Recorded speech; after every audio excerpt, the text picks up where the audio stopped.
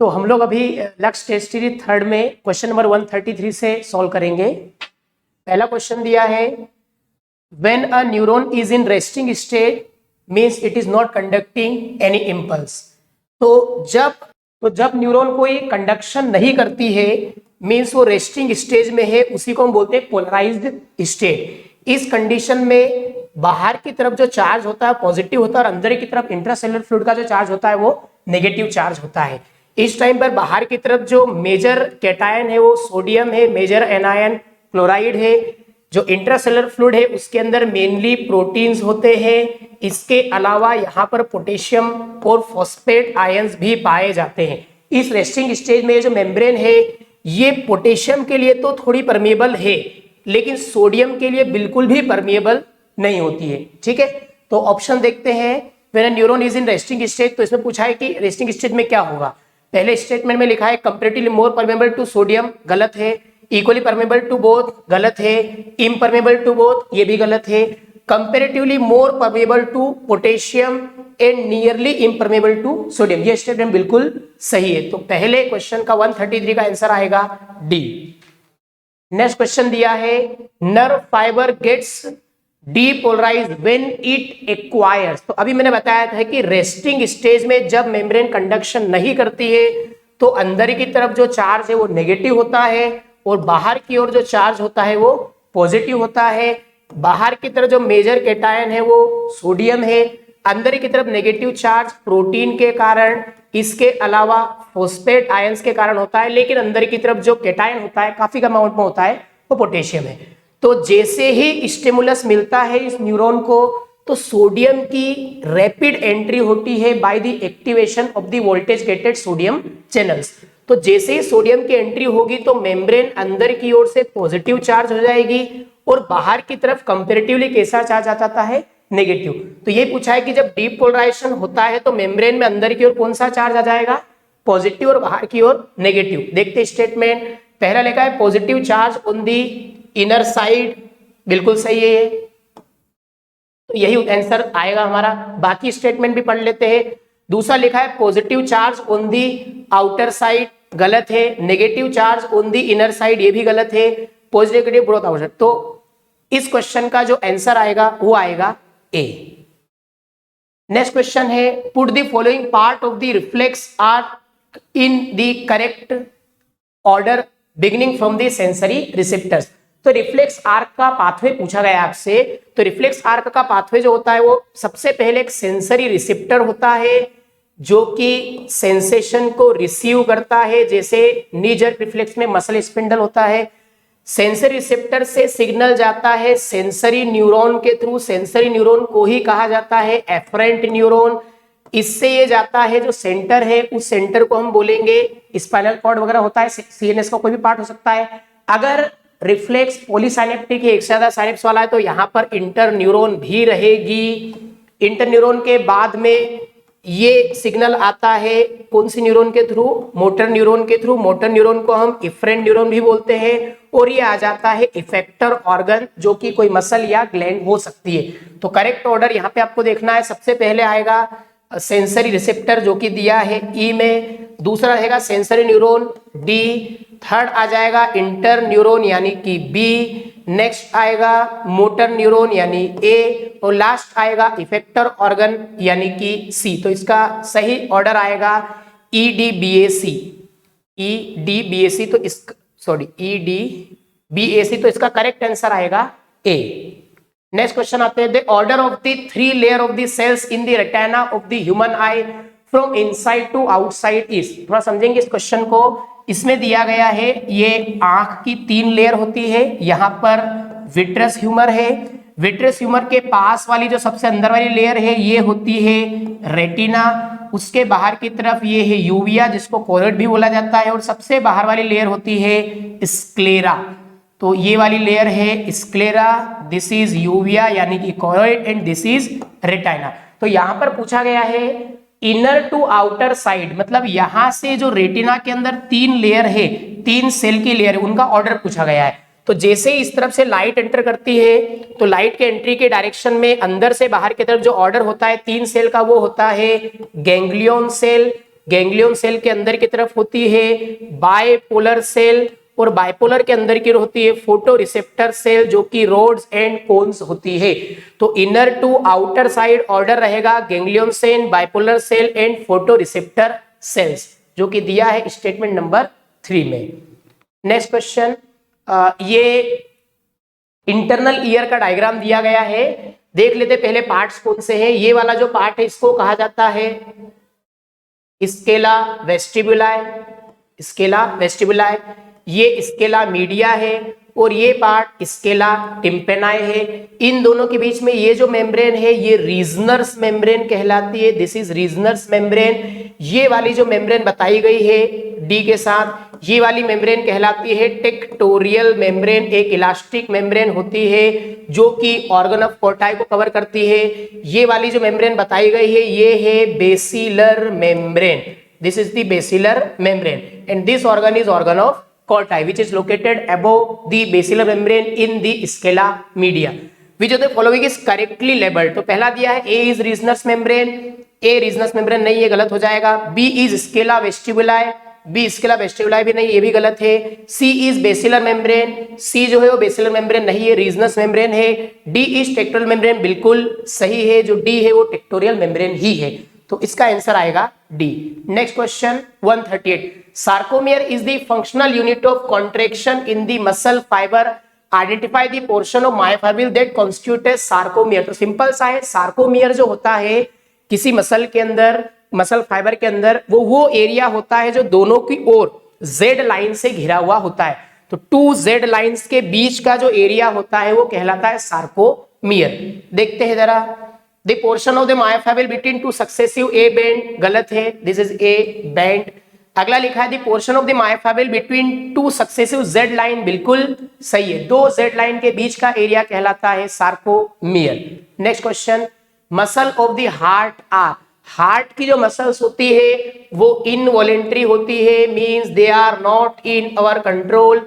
इन muscles के अंदर आपको ब्रांचिंग मिलती है, ऑब्लिक ब्रांचिंग मिलती है, तो these muscles are branched muscles, plus साथ में इन मसल के अंदर आपको स्ट्रिएशंस भी मिलेंगे जो कि अलग अलग टाइप के प्रोटीन्स के डिपोजिशन के कारण होते हैं। तो these muscle are also having striations, तो इसका आंसर आएगा these are striated, branched and involuntary muscles. तो 139 का आंसर आएगा D. Next question, label the correct part of the myosin monomer, तो सही पार्ट यहां पर मैच करना है। जो बी वाला पार्ट दिया है ये है cross arm, this is the cross arm. जो ए वाला पार्ट है ये मायोसिन का हेड पार्ट है। जो ए दिया है वो एक्टिन बाइंडिंग साइट है, तो हाँ, और जो डी दिया है वो एटीपी बाइंडिंग साइट होती है। एनसीईआरटी का डायग्राम है, ध्यान रखना है। तो इसके हिसाब से जो सही उत्तर आना चाहिए, ए जो है वो हेड है, ये नहीं आएगा, ये भी नहीं आएगा, ए हेड, ये भी नहीं आएगा, हाँ ये। तो ए जो है वो हेड है, बी जो है वो क्रॉस आर्म है, सी जो है वो एक्टिन बाइंडिंग साइट है, और डी जो है वो एटीपी बाइंडिंग साइट। एनसीईआरटी का डायग्राम में ध्यान रखना है। Next question, the H zone is the skeletal muscle fibre is due to, तो एच जोन के बारे में पूछा गया है, ये भी मसल कॉन्ट्रैक्शन का ही क्वेश्चन है। तो ये जेड लाइन है, ये भी जेड लाइन है, इनके बीच में यहाँ पर ये जो फाइबर्स है ये मायोसिन फाइबर्स है, और जेड लाइन से अटैच्ड होते हैं actin filaments, actin fibres attached होते हैं, दोनों साइड एक्टिन फाइबर्स अटैच्ड होते हैं जेड लाइन से। ये जो एरिया है जो दोनों साइड एक्टिन फिलामेंट से घिरा हुआ है, इस एरिया को कहा जाता है एच जोन। तो देखते हैं ऑप्शन में क्या क्या दिया है। It is the central gap between actin filament extending through the myosin filament, बिल्कुल सही है। जो मायोसिन फिलामेंट के बीच में एक्टिन फिलामेंट एक्सटेंड कर रहे हैं उनके बीच का जो एरिया है वो क्या कहलाता है, एच जोन। तो ये स्टेटमेंट बिल्कुल सही है और यही हमारा आंसर भी है। नेक्स्ट क्वेश्चन पे आते हैं। Name the ion responsible for the unmasking of the active site. सबसे बेसिक क्वेश्चन है, अनमास्किंग के लिए जो मसल कॉन्ट्रैक्शन में अनमास्किंग के लिए आयन चाहिए वो कैल्शियम आयन होता है, ध्यान रखना है, इसको पता है। नेक्स्ट क्वेश्चन आते हैं। During the muscle contraction which of the following event occurs, कौन सी इवेंट होती है पूछा गया। तो जब मसल कॉन्ट्रैक्ट होती है तो एच जोन डिसअपियर हो जाता है, बिल्कुल सही है। दोनों आइट साइड वाले दोनों साइड के Z लाइन से अटैच एक्टिन फिलामेंट जब एक दूसरे के पास आएंगे तो H जोन डिसअपीयर हो जाता है। नेक्स्ट है ए बेंड वाइडेंस, बिल्कुल गलत है। ए बेंड जो होता है उसकी लेंथ पे कोई परिवर्तन नहीं आता है। आई बेंड रिड्यूसेस इन विड्थ, बिल्कुल सही है, क्योंकि एक्टिन फिलामेंट एक दूसरे के पास आ रहे हैं। जब एक्टिन फिलामेंट एक दूसरे के पास आ जाएंगे तो केवल एक्टिन वाला एरिया है वो कम हो जाएगा, यानी उसकी लेंथ जो है वो डिक्रीज हो जाएगी। Width of the A band is unaffected, बिल्कुल सही है। M line and Z line comes closer, ये भी बिल्कुल सही है। तो दोनों लाइन एक दूसरे के पास आ जाती है, तो इसका आंसर आएगा 1 3 4 5। हाँ, तो इसका आंसर आएगा ए। नेक्स्ट क्वेश्चन पे आते हैं। In the resting muscle fibre ट्रोपोमाइसिन partially covers, तो ट्रोपोमाइसिन जो है वो कवर करता है myosin binding site of the actin. तो एक्टिन के ऊपर जो मायोसिन से जुड़ने की जगह है उसको कवर करके रखता है ट्रोपोमायोसिन, जिस पर अटैच होता है कैल्शियम से जुड़ने की जगह, यानी troponin C. The coxal of the pelvic girdle is formed by the fusion of, तो आपसे सिंपल सा क्वेश्चन पूछा गया है कि पेल्विक गर्डिल के क्या क्या पार्ट होते हैं। तो पेल्विक गर्डिल जो होती है हर एक कॉक्सल बोन यानी हिप बोन यानी पेल्विक गर्डिल, वो बेसिकली 3 अलग अलग टाइप की बोन के फ्यूजन से बनती है। उनका नाम है इलियम, इशियम और प्यूबिस। पहला स्टेटमेंट दिया है इलियम, इशियम एंड प्यूबिस, इसका आंसर आएगा A. Next question, pectoral girdle कॉन्स्टिट्यूएट्स, यानी पेक्टोरल गर्डिल किससे बनी हुई है? पेक्टोरल गर्डिल में 2 बोन होती है, बड़ी बोन जो स्केपुला है और उसके साथ में अटैच होती है क्लेविकल बोन। तो बेसिक क्वेश्चन है scapula and clavicle forms the pectoral girdle. Question number 147, in human being the cranium is formed bye, तो जो क्रेनियम होता है वो टोटल 8 बोन से बना होता है। ये बोन्स होती है frontal bone, occipital bone unpaired होती है, साथ में इथमोइड बोन, स्फिनोइड बोन, ये सारी बोन्स अनपेयर्ड है। इसके अलावा टेम्पोरल बोन और पेराइटल बोन भी होती है, लेकिन ये बोन्स होती है पेयर्ड बोन्स। तो टोटल बोन्स का नंबर हो जाएगा 8, out of which 2 are paired. कौन सी पेयर्ड है? Temporal and parietal bones. तो इसका आंसर आएगा A.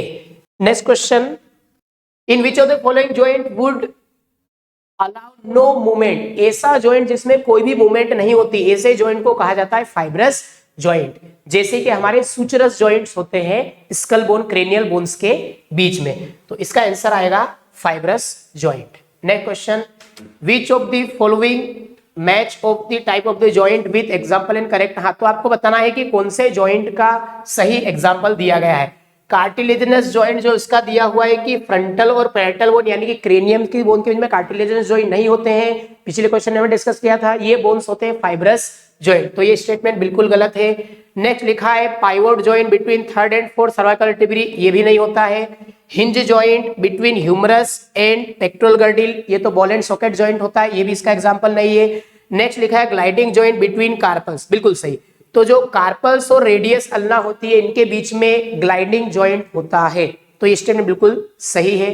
Next question, osteoporosis is an age related disease of skeletal system, it में ऑकर ड्यू टू, तो ओस्टियोपोरोसिस मतलब decrease in the bone mass.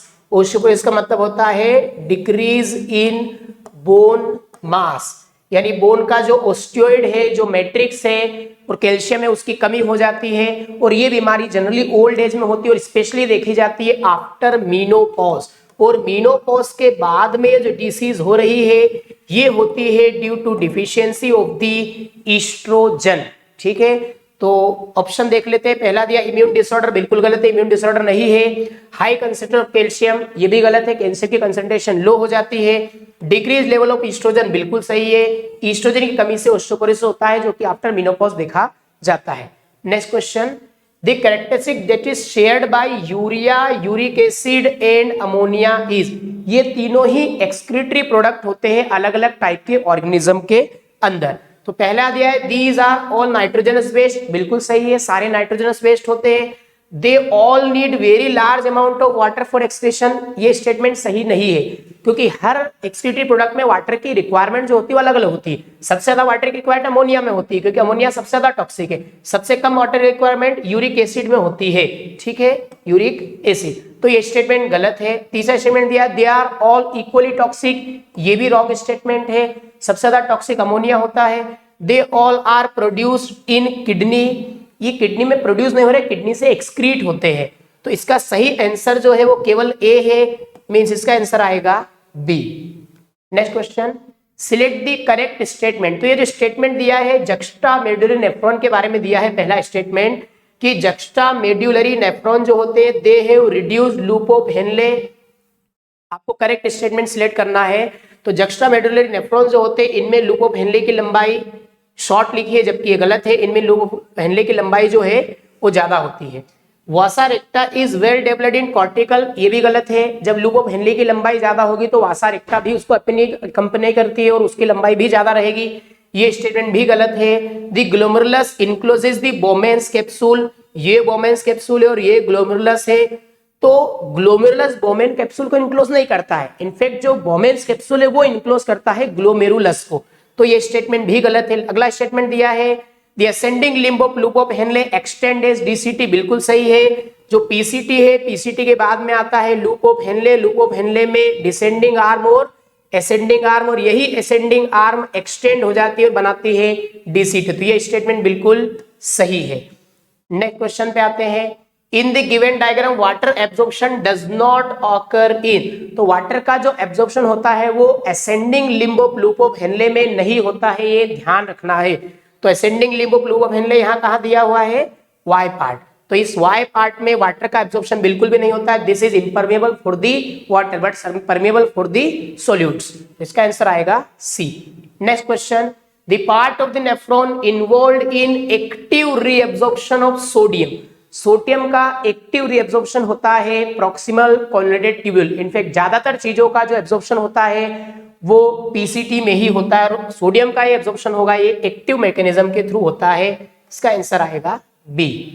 Next question 155, which of the following is true for excretion in humans. ठीक है, पहला दिया है glucose and amino acid are reabsorbed in PCT by simple, नहीं, simple के through नहीं होता, ये होता है एक्टिव ट्रांसपोर्ट, जब एनर्जी लगती है। अगला दिखा है कि DCT is impermeable for water, ये भी गलत है, डीसीटी में वाटर का कंडीशनल एब्जॉर्प्शन होता है under the effect of hormones.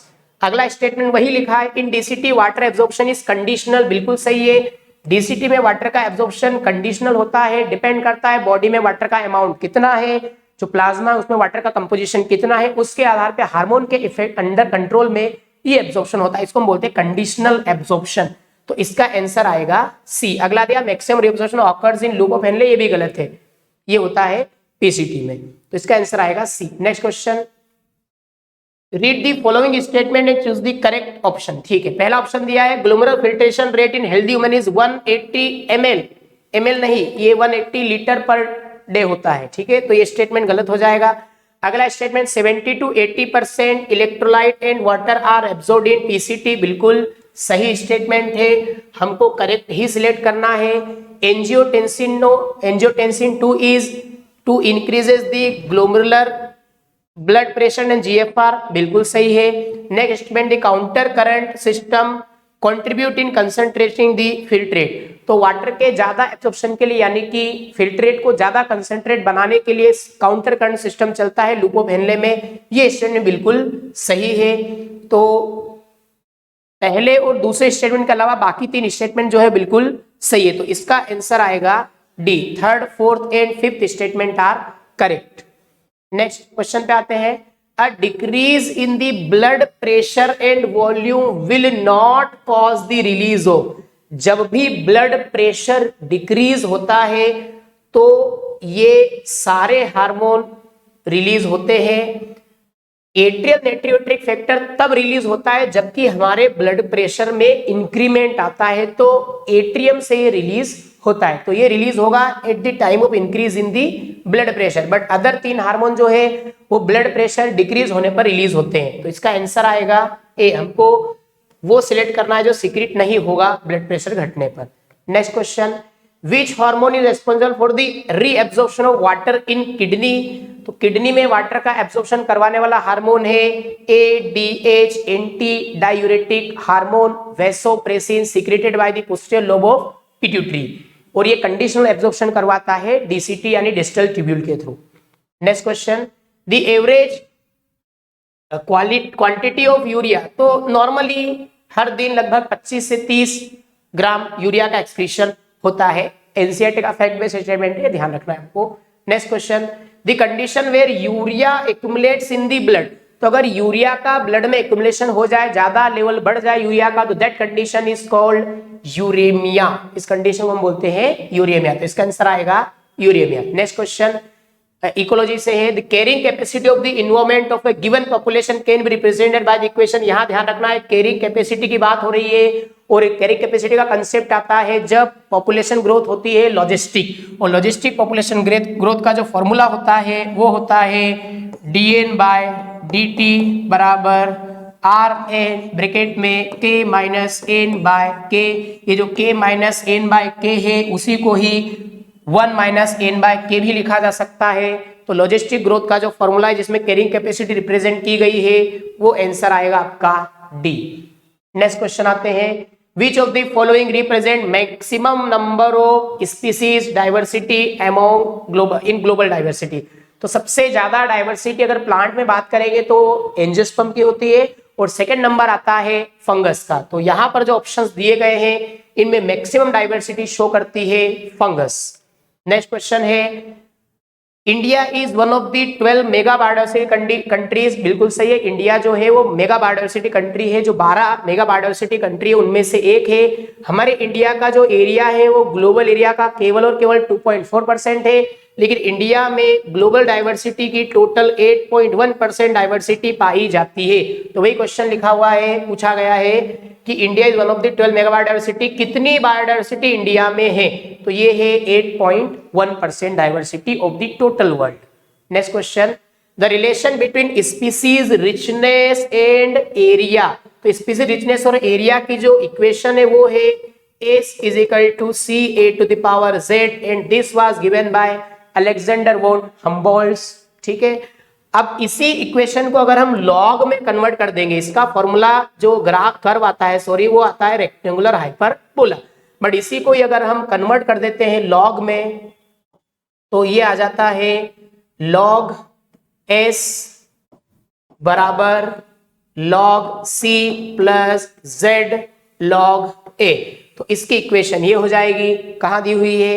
ये दी हुई है C, तो इसका आंसर आ जाएगा C। नेक्स्ट क्वेश्चन है, an example of ex situ conservation.